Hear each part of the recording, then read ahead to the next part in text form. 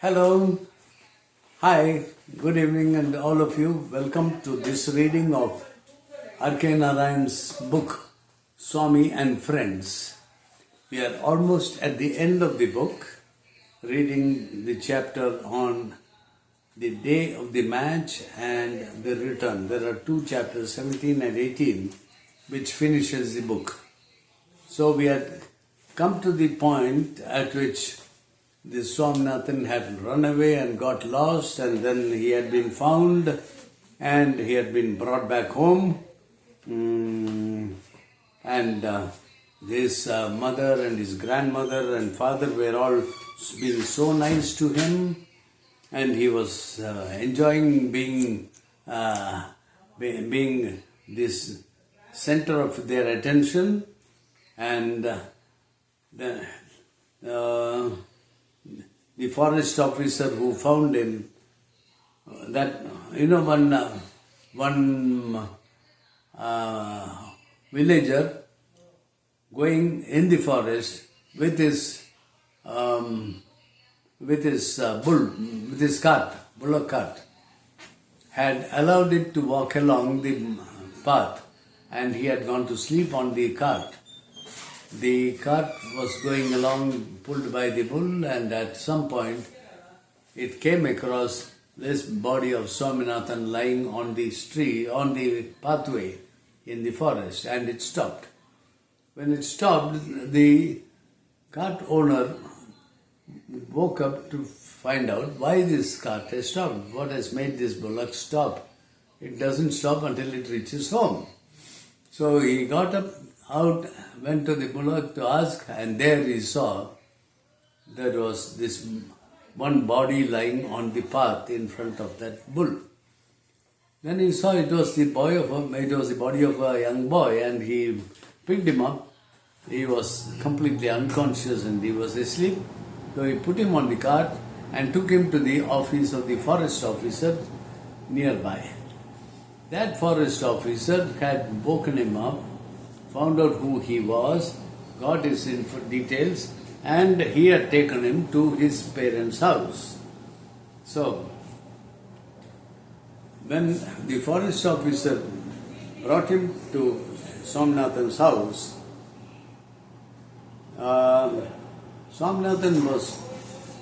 everyone was so excited, and Swaminathan was also so excited to see his parents and his mother, his grandmother, etc. He forgot to thank the forest officer and to take proper leave of him.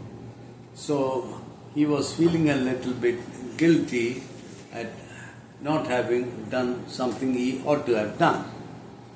So the retrospect, he was thinking back what has happened during the past 2 days.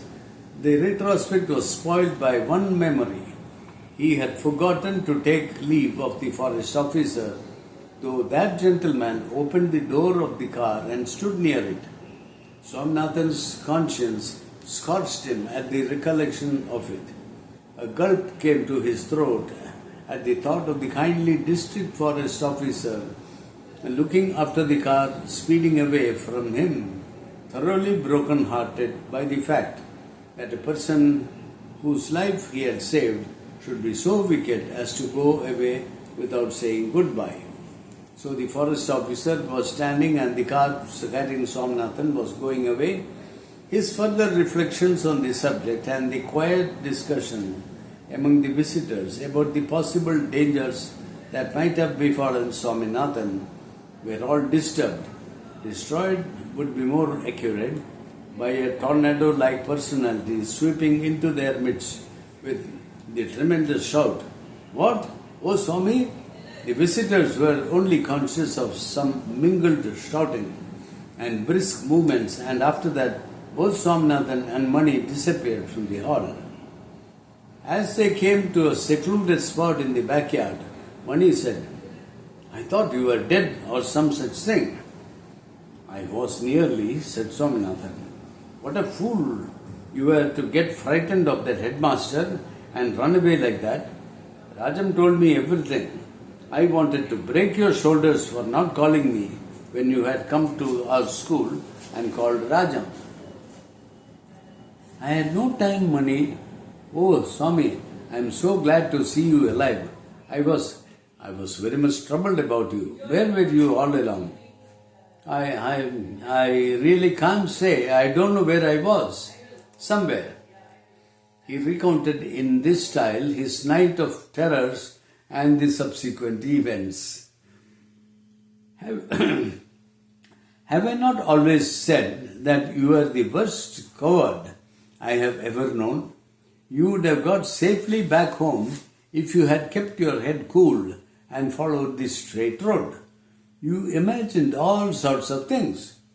Swaminathan took this submissively and said, "But I can't believe that I was picked up by that cartman. I don't remember it at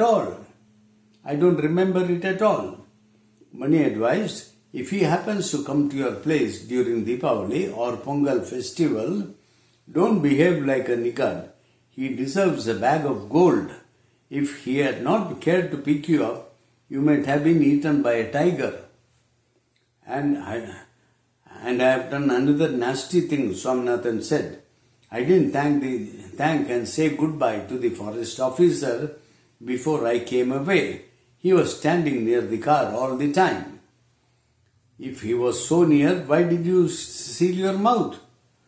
"I didn't think of it till the car had come halfway." You are a very careless fellow. You ought to have thanked him." "Now what shall I do? Shall I write to him?" "Do. But do you know his address?" "My father probably does."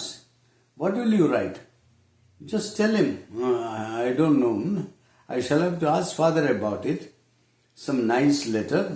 You know, I owe him so much for bringing me back in time for the match." "What are you saying?" Mani asked. "Are you deaf? I was saying I must ask father to write a nice letter, that is all. Not that I heard something about the match. What is it?" "Yes? Are you mad to think that you are in time for the match?" asked Mani. He then related to Swaminathan the day's encounter with the YMU and the depressing results, liberally explaining that what Swaminathan's share was in the collapse of the MCC. "Why did you have it today?" Swaminathan asked weakly. "Why not?" "But this is only Saturday." "Who said that?" "The forest officer said that this was only Saturday." "You may go and tell him that he is a blockhead," Mani retorted. Swaminathan persisted that it could not be Sunday till Mani threatened to throw him down, sit on his body and press his entrails out.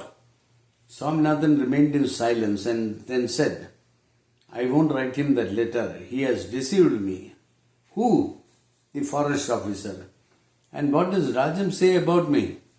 "Rajam says a lot, which I don't wish to repeat. But I will tell you one thing, never appear before him. He will never speak to you. He may even shoot you on sight." "What have I done?" asked Swaminathan. "You have ruined the MCC. You need not have promised us if you had wanted to funk. At least you could have told us you were going away. Why did you hide it from Rajam when you saw him at our school? That is what Rajam wants to know." Swaminathan quietly wept and begged Mani to pacify Rajam and convey to him Swaminathan's love and explanations. Mani refused to interfere. "You don't know Rajam. He is a gem, but it is difficult to get on with him." With a forced optimism in his tone, Swaminathan said, "He will be all right when he sees me. I shall see him tomorrow morning." Mani wanted to change the topic and asked, "Are you going back to school?" "Yes, next week. My father has already seen the headmaster and it seems things will be all right in the school. He seems to have known everything about the board school business." "Yes, I and Rajam told him everything. After all, I shall have to go back to the board high school. Father says I can't change my school now." So that's the end of chapter 18. Now we start with chapter 19, Parting Present. Obviously, that's the last chapter. Chapter 19, Parting Present. On Tuesday morning, 10 days later, Swaminathan rose from bed with a great effort of will at 5 o'clock. There was still half an hour for the train to arrive at the Malgudi station and leave it 4 minutes later, carrying away Rajam forever.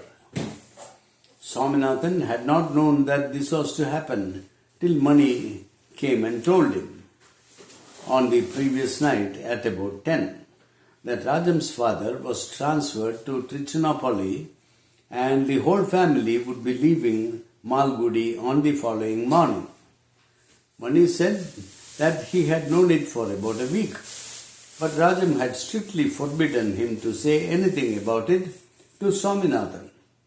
But at the last moment, Mani could not contain himself and had violated Rajam's ban. A great sense of desolation seized Swaminathan at once. The world seemed to have become blank all of a sudden. The thought of Lawley extension without Rajam appalled him with its emptiness. He swore that he would never go there again. He raved at Mani, and Mani bore it patiently. Swaminathan could not think of a world without Rajam. What was he to do in the evenings? How was he to spend the holiday afternoons? With whom was he to think of as a friend? At the same time, he was filled with a sense of guilt. He had not gone and seen Rajam even once after his return. Fear, shame, a feeling of uncertainty had made him postpone his visit to Rajam day after day. Twice he had gone up to the gate of Rajam's house, but had turned back, his courage and determination giving way at the last moment. He was in this state, hoping to see Rajam every tomorrow, when Mani came to him with this shattering news. Swaminathan wanted to rush up to Rajam's house that very second and claim him once again. But he felt awkward and shirked. Tomorrow morning at the station. The train was leaving at 6. He would go to the station at 5. Mani, will you call me at 5 tomorrow morning? No, I am going to sleep in Rajam's house and go with him to the station, said Mani. For a moment, Swaminathan was filled with the darkest jealousy. Mani to sleep in Rajam's house, keep him company till the last moment, talk and laugh till midnight, and he to be excluded. He wanted to cling to Mani desperately and stop his going. When Mani left, Swaminathan went in, opened his dealwood box and stood gazing into it. He wanted to pick out something that could be presented to Rajam on the following morning. The contents of the box were a confused heap of odds and ends of all metals and materials. It was a dealwood box. Here a cardboard box that had once touched Swaminathan's fancy, and there a toy watch, a catalogue, some picture books, nuts and bolts, disused insignificant parts of defunct machinery, and so on to the brim. He rummaged in it for half an hour, but there seemed to be nothing worth taking to Rajam. The only decent object in it was a green engine given to him over a year ago by Rajam. The sight of it, now dented and chipped in a couple of places and lying between an empty thread reel and a broken porcelain vase, stirred in him vivid memories. He became maudlin. He wondered if he would have to return that engine to Rajam now that they were no longer friends. He picked it up to take it with him to the station and return it to Rajam. On second thoughts, he put it back, partly because he loved the engine very much, partly because he told himself that it might be an insult to reject the present after such a long time. Rajam was a good reader, and Swaminathan decided to give him a book. He could not obviously give him any of the textbooks. He took out the only book that he had respected, as the fact of his separating it from the textbooks on his desk and giving it a place in the dealwood box showed. It was a neat, tiny volume of Andersen's fairy tales that his father had bought in Madras years ago for him.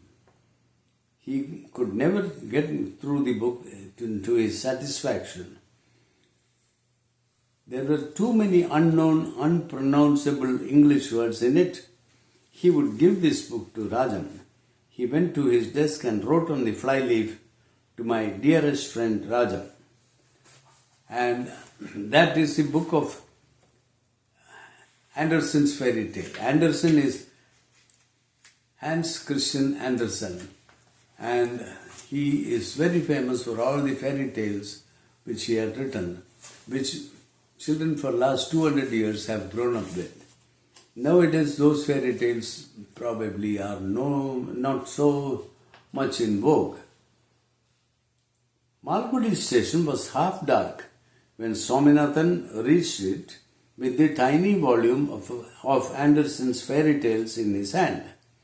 The station master was just out of bed and was working at the table with a kerosene light, not minding in the least the telegraph keys that were tapping away endless messages to the dawn.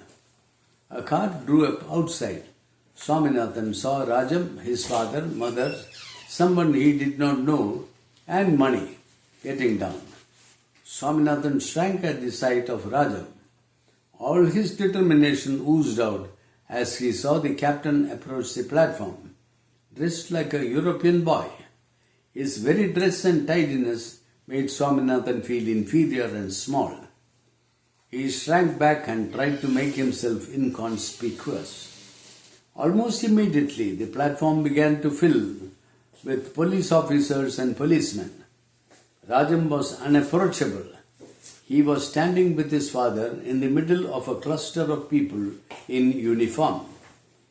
All that Swaminathan could see of Rajam was his left leg through a gap between two policemen. Even that was obstructed when the policemen drew closer. Swaminathan went round in search of further gaps. The train was sighted. There was at once a great bustle. The train hissed and boomed into the platform.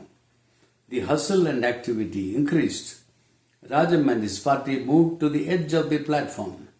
Things were dragged and pushed into a second-class compartment with desperate haste by a dozen policemen.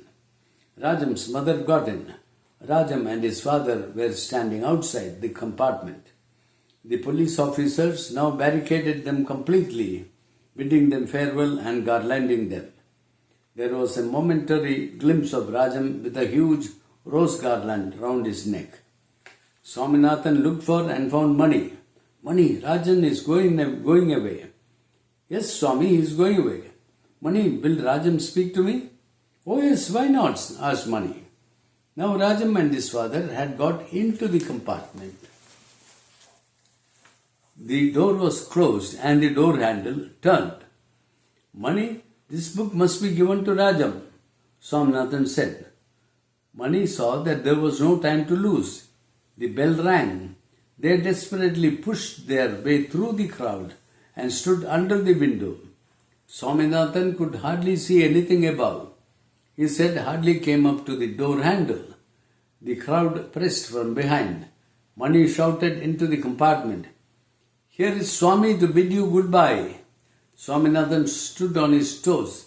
A head leaned over the window and said, "Goodbye, my Mani. Don't forget me. Write to me."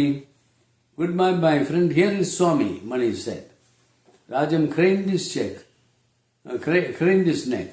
Swaminathan's upturned eyes met his. At the sight of the familiar face, Swaminathan lost control of himself and cried, "Oh Rajam, Rajam, you are going away. Away, when will you come back?" Rajam kept looking at him without a word, and then, as it seemed to Swaminathan, opened his mouth to say something, when everything was disturbed by the guard's blast and the hoarse whistle of the engine. There was a slight rattling of chains, a tremendous hissing, and the train began to move. Rajam's face, with the words still unuttered on his lips, receded. Swaminathan became desperate and blurted, "Oh Mani, this book must be given to him," and pressed the book into Mani's hand. Mani ran along the platform with the train and shouted over the noise of the train, "Goodbye Rajam, Swami gives you this book." Rajam held out his hand for the book and took it and waved a farewell. Swaminathan waved back frantically. Swaminathan and Mani stood as if glued where they were and watched the train. The small red lamp of the last van could be seen for a long time. It diminished in size every minute and disappeared around a bend. All the jarring, rattling, clanking, spurting, and hissing of the moving train softened in the distance into something that was half a sob, half a sigh. Swaminathan said, "Mani, I am glad he has taken the book." "Mani, he waved to me. He was about to say something when the train started." "Mani, he did wave to me, and to me alone. Don't deny it." Yes, Mani agreed. Swaminathan broke down and sobbed. Mani said, "Don't be foolish, Swami." "Does he ever think of me now?" Swaminathan asked hysterically. "Oh yes," said Mani. He paused and added, "Don't worry, if he has not talked to you, he'll write to you." "What do you mean?" "He told me so," Mani said. "But he does not know my address." "He asked me and I have given it to him." No, it's a lie. Come on, tell me. What is my address?" Never mind. I have given the address to him, to Rajam." Swaminathan looked up and gazed on Mani's face to find out whether Mani was joking or was in earnest. But for once, Mani's face had become inscrutable. And that is the last of this book, Swami and Friends by R.K. Narayan. Very interesting little boy in the school and very raw energy and emotions, and his social behavior and all that is just developing. It's very nice to read about it and get an idea of a rural setting, a rural boy, a child growing up in a village and these settings. I hope you enjoyed the book. We'll find another book. R.K. Narayan is a very good storyteller and he has written many books. And we'll get another very good book for you and read it. Thank you. Bye-bye.